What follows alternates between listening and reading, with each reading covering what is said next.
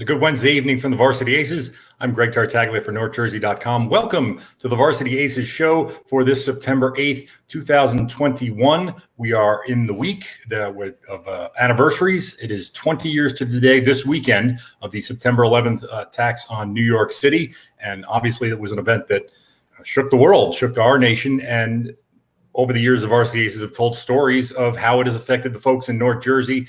But it just so happens that today, 3 days before that anniversary, September 8th of 2001, just so happens that was the first day I started in this business. It was my first sports media gig. I was working for WGHT Radio. Some people may remember the GHT Game of the Week. My first assignment was a Montclair at Ridgewood high school football game. And one of the people I met that day, 20 years ago exactly, was the guest we're going to bring in right now is Chuck Johnson, who is back as coach of the Ridgewood football team, joined by his lovely wife, Sarah, as always. First of all, welcome to the Johnsons. Nice to have you back on the show.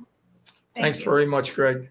So not only are you returning to the Varsity Aces show here, Coach, you're returning to the sidelines after a year plus away dealing with health issues, and you come back. And wouldn't you know it, your first opponent back is Montclair, who was the last team you actually played before 9/11 happened. And that was a game I was covering 20 years ago today. What do you remember?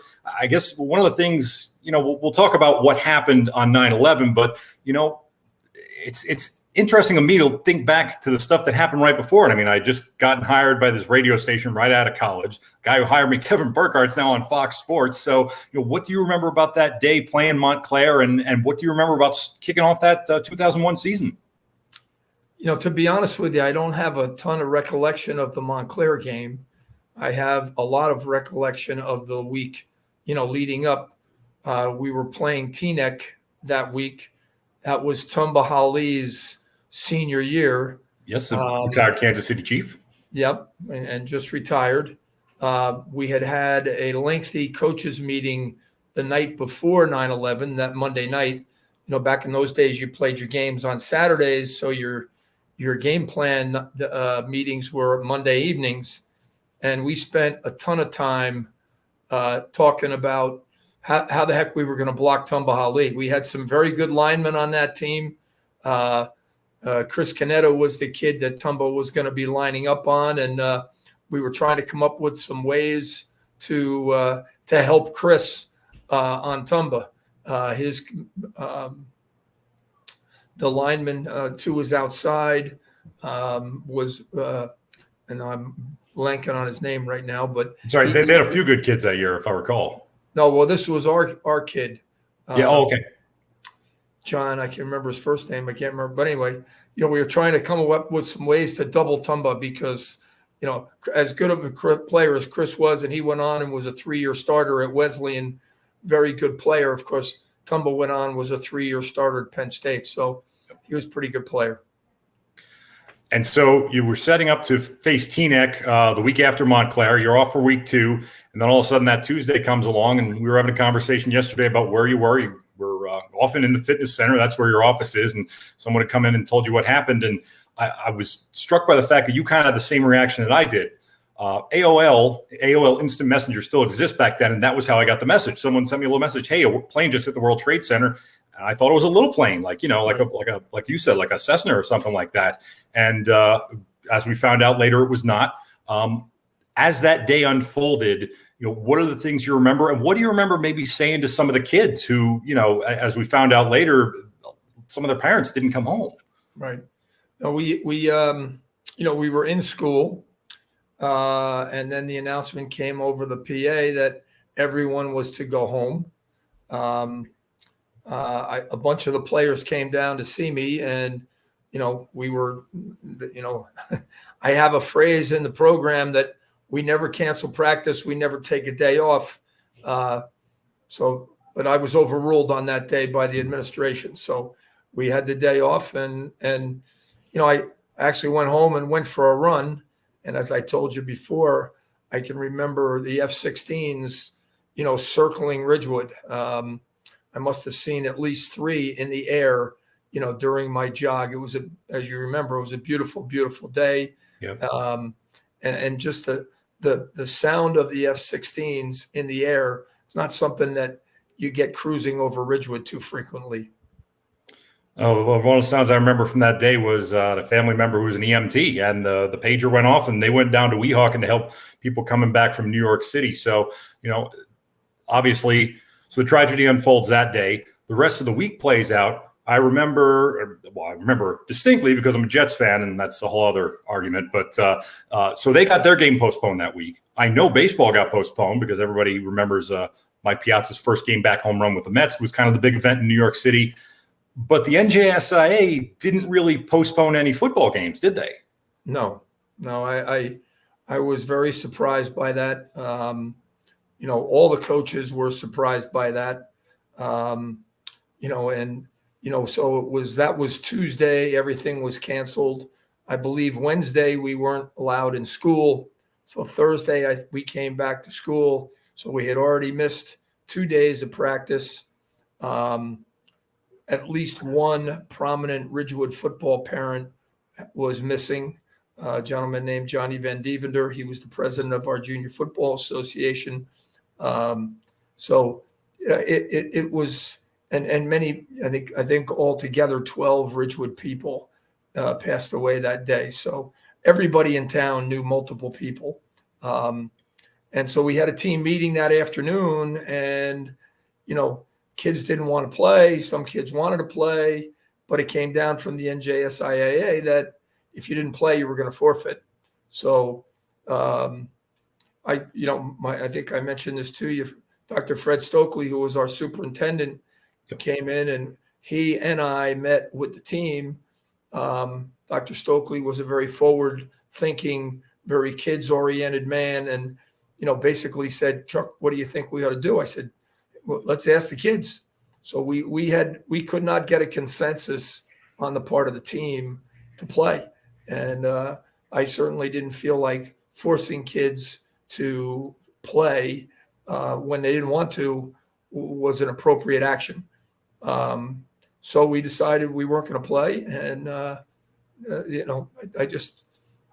didn't think it was the right thing to do. So I was a little surprised when Teaneck accepted the forfeit. But we stood by our conviction, and I'm proud of the fact that we chose not to play that day. And it's unprecedented, number one, in the fact that, like I said, I was just starting out. So, I had my antennas up, I was studying everybody in the state, wanting to learn more, know everything.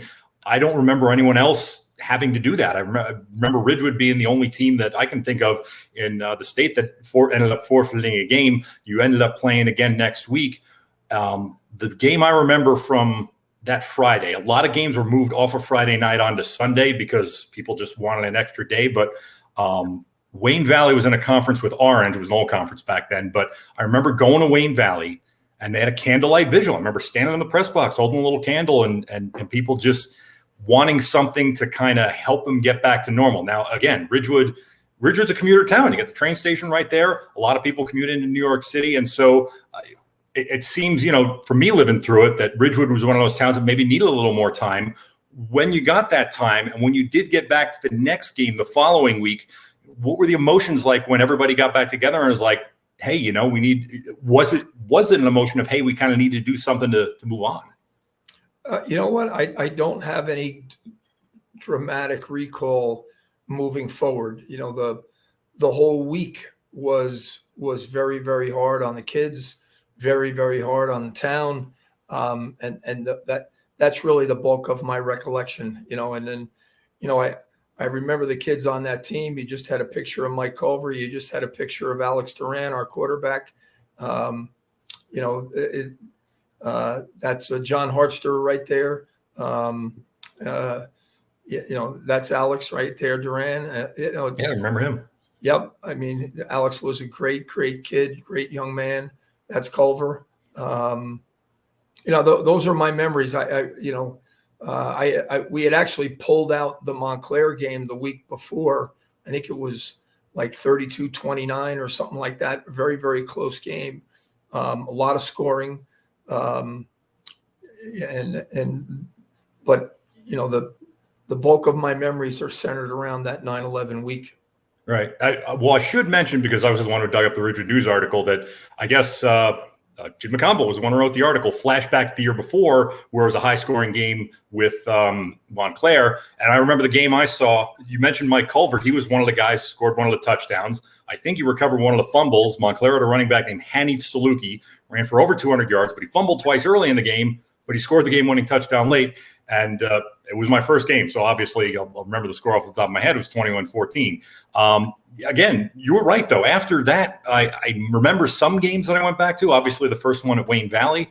But it did take a lot of time for people to get back into the flow, and understandably so. And, for now I have a 6-year-old son and you have kids of your own, and I don't remember if they were around back then, but, when something like this comes up, a big anniversary, it's something that we don't want to forget, but at the same time, we don't want to dwell on the negative. We kind of want to, maybe take some hope out of it. So these days, if someone asks you about it, or when you talk to people who, school kids who weren't alive back then, what do you tell them about, the lessons you maybe learned from 2001?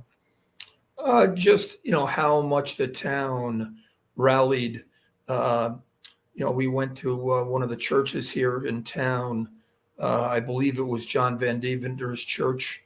And, there was standing room only, people standing in the hallway, people standing out the front door. I heard someone talk about how 9/11, the whole country came together.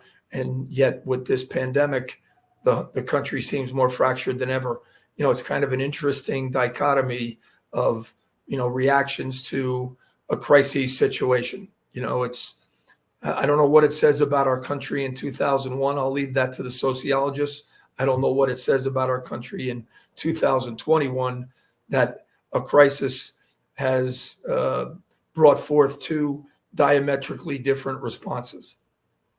Well, we know that coming out of the COVID crisis, we're getting back to football, and that's a good thing. And like I said, a little bit mirror image. I remember the first game I covered in 01 was Ridgewood Montclair. And guess what? Ridgewood Montclair is coming up this weekend, and it was scheduled for Friday night. Now it's been moved to 2 p.m. Saturday at Montclair's Woodman Field. And that's going to be the day, the 20th anniversary. So what have preparations for that game been like this year? And, what are you looking forward to, I guess, because it's your first game back after missing a year and a half?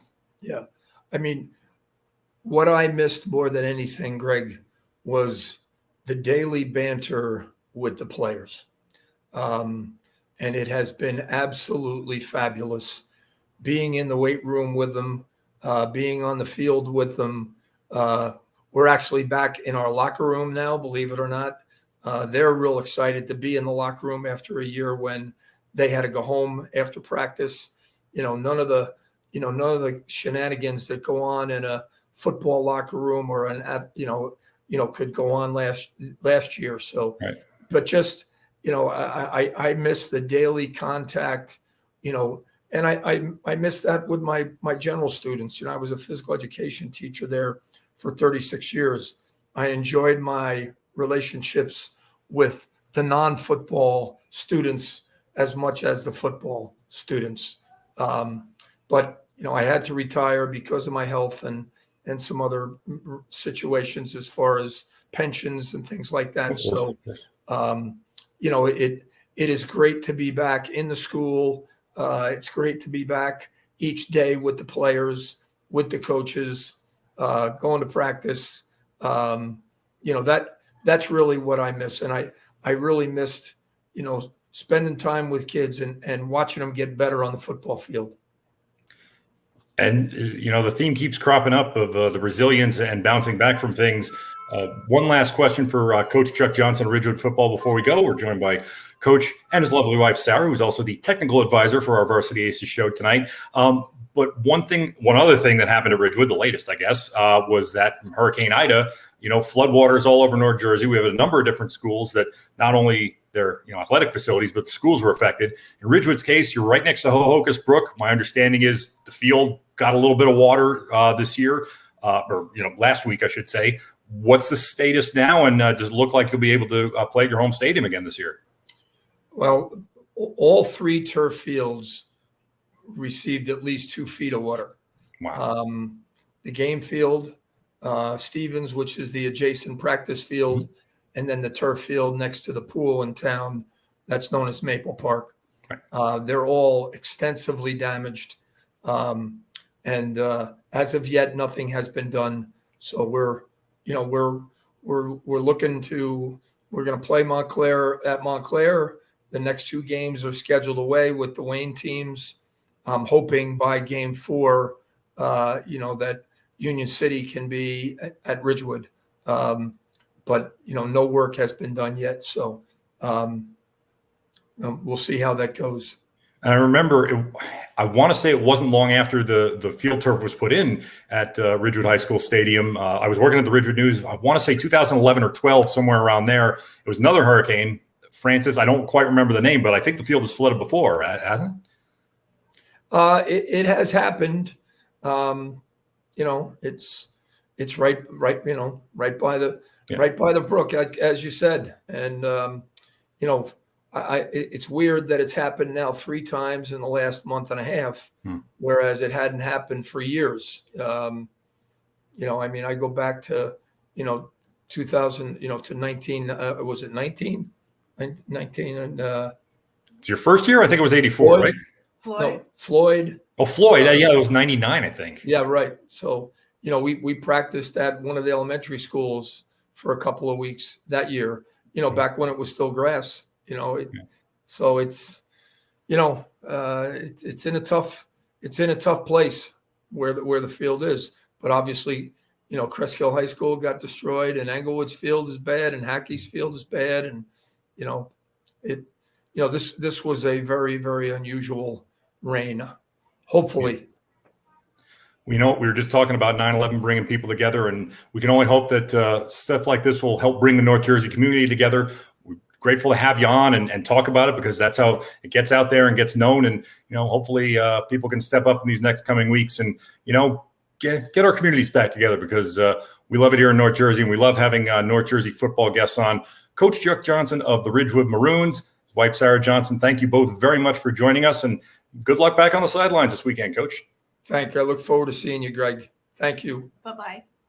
Thank you. And I'll be there at Montclair's Woodman Field covering that game. We'll have all kinds of coverage for you with the Varsity Aces Friday night and Saturday this weekend. But to take a look ahead at those games, we're bringing our comrade Darren Cooper, who will give us his Pick 6. I think that's what we're going to call his segment this week. He's going to give you a look ahead to the best and biggest games of the weekend and offer his picks as well. So take it away, Coop. Thank you so much, Greg. That's right. Back by popular demand, right? Popular? Anybody? Popular demand. I am back with my quick picks, Pick 6, whatever you want to call it. My predictions for the best high school football games of the weekend. And I think week 2 is absolutely fantastic. Friday night, start right away with number 1, Northern Highlands against Passaic County Tech. The Highlanders were incredibly impressive in a showdown at the Rebel at the Raritan, beating Central Jersey Power Somerville 32-20. But they got to take on a Passaic Tech team with a short week, and Passaic Tech coming off a pretty impressive win. There are lots of reasons to pick Passaic Tech to win this football game, but I'm going to go with the Highlanders. I like their quarterback, Enzo Arjona, just a little bit. In some kind of way, the Highlanders just find a way to win.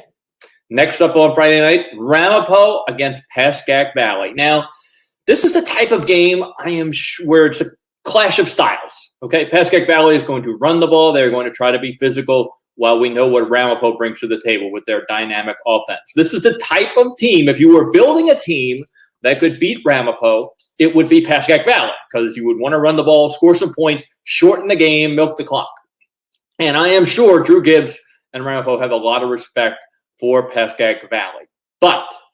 And they were real close in 2019. Played a heck of a game in 2019. 2020, I don't know what to make of 2020 results.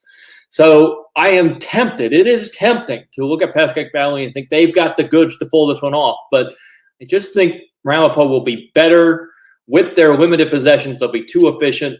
And so my pick is Ramapo. One more on Friday night.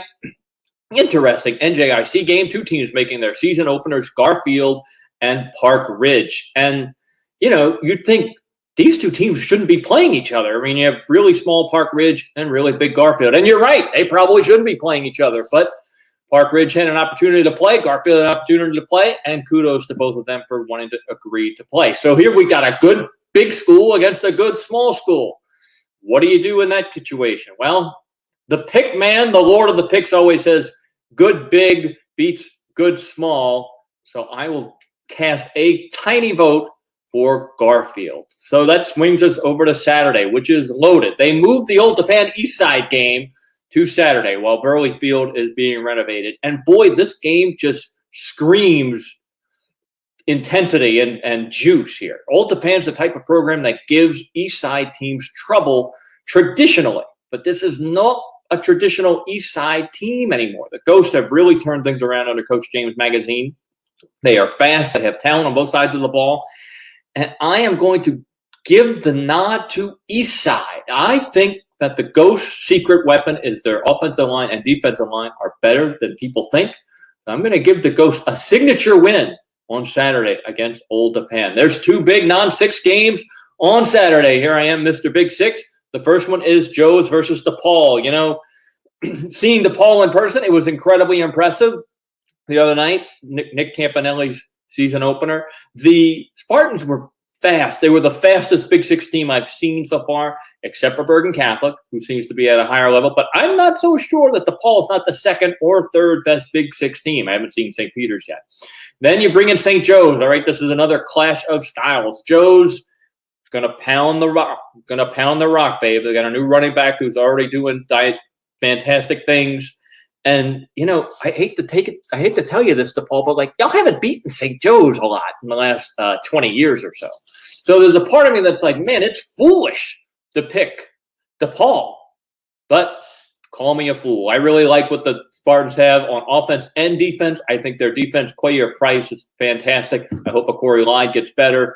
And I like the Spartans to beat St. Joe's for only the second time in about 20 years, I think, since 1995. The last one on Saturday for me, for the quick pick six, whatever we're going to call it. We got to come up with a name.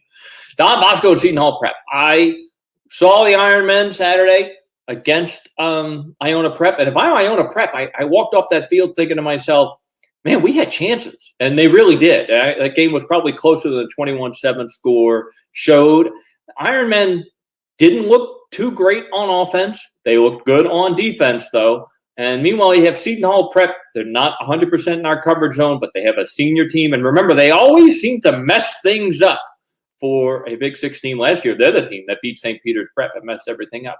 So I am going to cast a vote for them to mess things up again. I am going to pick Seton Hall Prep to upset Don Bosco at home. Maybe it's not that big of an upset. We will see. So that'll wrap things up here for my quick six. Anyway, they make me do predictions. Thank you so much. We'll talk to you next week. All right. Thanks, Darren. And please remember, those are Darren's picks. So if you tweet us at Varsity Aces, make sure you let him know what you think and not the rest of us. Anyway, that'll do it for this week's edition of the Varsity Aces Show. My name is Greg Tartaglia. I'd like to thank our guests again for joining us, Chuck Johnson, the Ridgewood football coach, and his wife, Sarah. And certainly this weekend, with the 20th anniversary of 9/11 coming up, we will never forget. But we will always remember to treat people the way we want to be treated. And that's, I think, one of the biggest lessons I've learned over the years of not only from 2001, but also from covering North Jersey sports. And we'll continue to do that this weekend with football and all the other sports going on. We will be back with another Varsity Aces show next week. So tune in next Wednesday night, this same time on all your same favorite channels. Once again, Greg Tartaglia for NorthJersey.com. You have a good night.